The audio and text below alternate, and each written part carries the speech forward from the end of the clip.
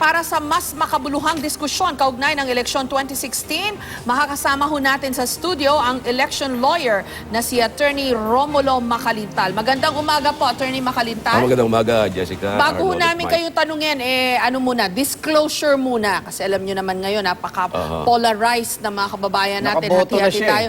Tanungin muna natin kung meron siyang ina-advisean o tinutulungan na kandidato. Well, meron po ba, Attorney? Marami ako mga tinutulong mga kandidato. Marami nga na nag-engage sa atin, mga local candidates and electoral candidates.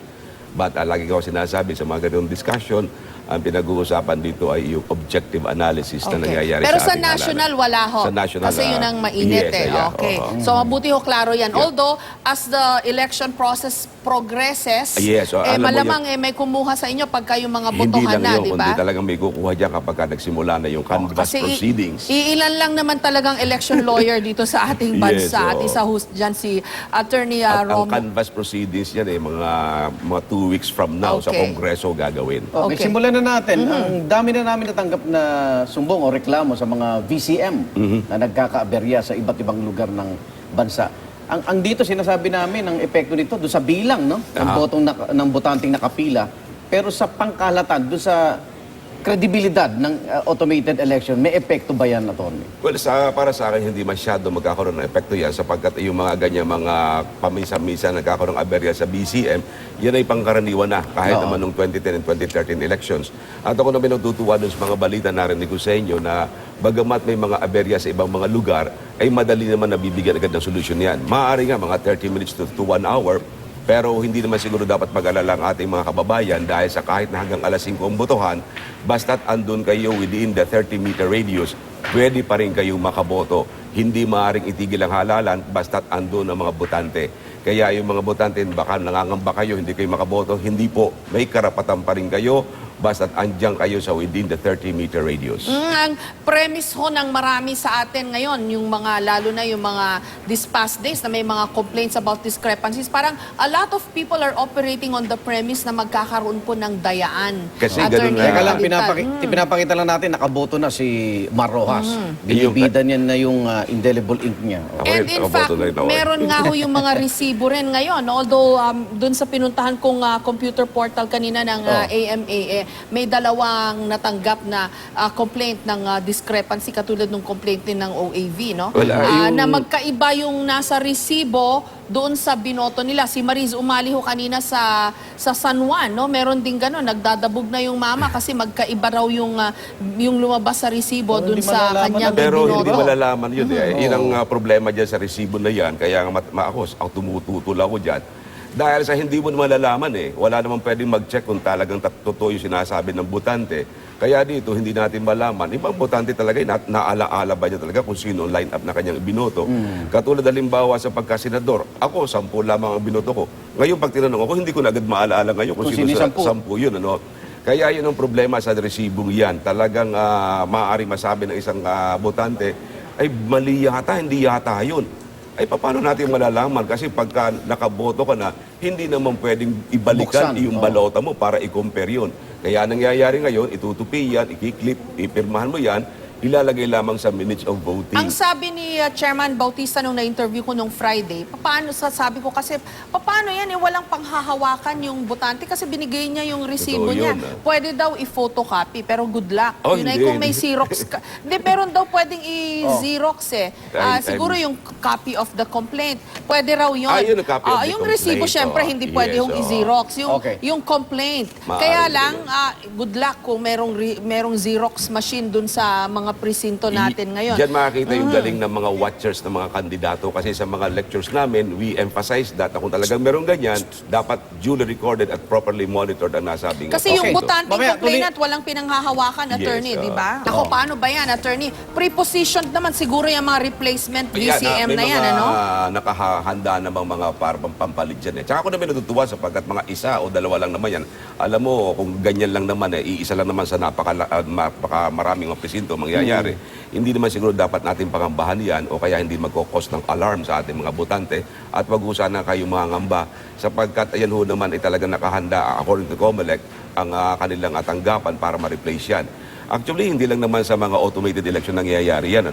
Kahit naman sa ating manual election, may mga ganyan din pangyayari na may mga aberya sa pagboto. Kaya ito mga ganitong pagkakataon na hindi natin maiwasan at sana naman talaga maging mabilis ang pag-aksyon natin ng ating COMELEC. May karapatan talagang buksan niyan basta't ang nagbubukas niyan ay mga duly authorized technician ng Commission on Elections at saka yung mga watchers ng mga kandidato ay properly represented dyan at sila ay properly informed at lahat ng bagay na ito ay nakarecord doon sa kanilang minutes of voting. Okay. Attorney, natanggap niyo na ba itong text na ito? Kumakalat ito sa ilang mga cellphone. Meron daw 20 milyon, sus Mario Joseph, 20 milyong balota na nakaprogram na raw para sa isang kandidato sa pagka-presidente at saka sa kanyang katambal sa pagka-vice-presidente sa lahat po ng mga presinto sa buong Pilipinas. Kung makakakita raw yung mga boboto ng kulay pink na color line sa balota, papalitan daw yung balota sa BEI o Board of Election Inspector. Huwag daw gamitin yung balota na yun kasi nakaprogram na raw yun para kay Tutut, kandidato sa pagka-presidente, Yung at para balota kay mo ba, may pink? Tit, kandidata sa... Tinanong ko na yan kanina si Chairman Bautista. paano nga yun, eh. Atty. Macalita? Tinanggi niya yan. Tinanggi ni Chairman Yan ay Bautista isang ng malaking COMELEC. kalokohan at tayo mga taong bayan huwag tayong paloloko sa ganyan sapagkat walang ganyang uri ng balota. Tsaka isa pa, yung ipoprogram mo yung 20 million, imposibleng mangyari po yung programming kasi the number of votes obtained will exceed the number of voters who actually voted. Ang ibig sabihin, kapag nilagyan mo yung karagdagan 20 million, kitang-kita naman yan sapagkat malalaman mo na bakit ganun? Ito lamang ang bumoto. Halimbawa, 30 million lang ang bumoto pagkatapos magiging 50 million ang lalabas ng balotang ikinas sa BCM. Kaya yan po yung hindi po walang katotohanan yan sapagkat kung gagawa ng kalokohan, siyempre yung hindi sila mabibisto. Ay yan yung mga laruyan ng mga sindikato sa eleksyon na lahat ng kandidato ay nilalapitan. Ito ng mga kandidato ito na naniniwala sa mga sindikato at yung mga sindikato yan akala mo ipangangakong lahat ngunit wala po naman talagang mangyayari sa kanilang mga pangakong yan. Kaya yung sinasabi po mga pink na line, wag po natin paniwalaan yan sapagkat hindi ho yan tatanggapin ng makina sapagkat yung mga makinang yan ay talagang nakaprogram yan para sa mga genuine ballots lamang. At wala akong nakikita, nagbumoto ko, wala naman akong nakikita ang sinasabing mga pink line na para yun ay para sa isang kandidato o grupo ng mga kandidato. Pwede ba yung demanda nagpapakalat? Abay, meron yan sa ilalim ng ating Omnibus Election Code sa Section 261, yung nagpo-propagate, nagbibigay ng mga false information maaaring mademanda ng election offense na ang parusa ay 1 hanggang 6 na taong pagkakabilanggo. Tingnan ninyo yung Section 61 sa campaign and voting. Iyan ay maliwanag na sinasabing sino man ang magpakalat ng mga balita kaugnay ng mga maling impormasyon, kaugnay ng pag-iimprenta ng mga balota, iyan ay election offense. Siguro, Atty., dapat balaan natin at payuhan natin, hindi lang yung mga nagpapasimuno nito, pati yung mga nakakatanggap nito at pinapasa nila yung natatanggap nilang text at informasyon, lumalabag po kayo sa batas. Tama ka Pwede dyan, kayong Mike. makasuhan Oo, dyan. Parang you are now in conspiracy with Yan. this election shenanigans. Opo. Sila hindi dapat pinaniniwalaan. Tayo sa ating mga kababayan, maging mahinahon lamang po tayo. Huwag tayong maniniwala doon sa ganyan-ganyang mga balita. At maganda itong ginagawa niyong ito, Mike, dito sa ating palatuntunan ito, sapagkat ang taong bayan, immediately, they get immediate information. Opo, kung babasahin nyo yung mga text, kala nyo totoo eh. Oo.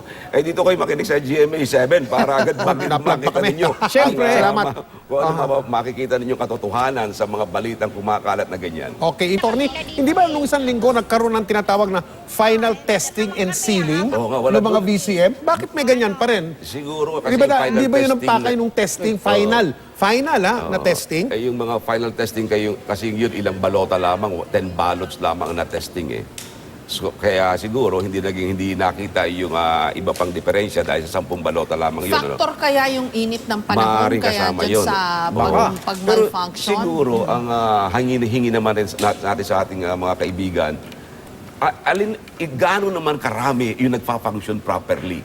Siguro para na matuwa ang ating mga... Mas lamang naman Oo, siguro. siguro mas lamang naman yun. Kaya siguro ang Commission on Elections, ang gawin po ninyo, kayo naman ang mangalap ng impormasyon, gaano naman karami ang nagpa-function properly, ilang porsyento. Kasi kung 1% lamang naman ang hindi nagpa-function ng mga BCMs as compared to 99%, abay maganda ng figure yan para masabi natin sa ating mga kababayan. Pero I think safe to say naman na dumarami Yes. Attorney, kasi mula kanina bukas yung mga presinto, ito na ho yung nasa listahan ko ng mga VCM na nagkaroon ng problema. May isa sa Taguig, may isa sa Masbate, meron sa Capiz, yung iniluluwa pa yung mga balota sa Maynila, meron na rin. Sa Bulacan, yung kay Marisol Abduraman. At least At ngayon maaga. sa Sorsogon, dito kay tama. Maricel maaga, Lazaro. para Tsaka naagapan. isa-isa lang, hindi yung napakadami talagang, halimbawa sa Maynila, kung iyan ay may mga 20 kaagad, abay talagang dapat tayong mangamba. Pero kung pa isa-isang ganyan, palagay ko hindi tayo dapat mangamba. Kasi naging successful naman yung final testing and sealing of VCMs.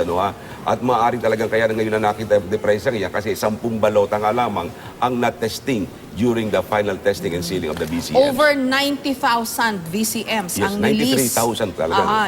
Nilis for this election, no? Nilis for 38 to 47,000 Yes, pesos per unit. Oo nga. Na yun. Magpapatuloy po ang election 2016, itong special coverage, malawakang coverage ng GMA News and Public Affairs. Diyan lang po kayo.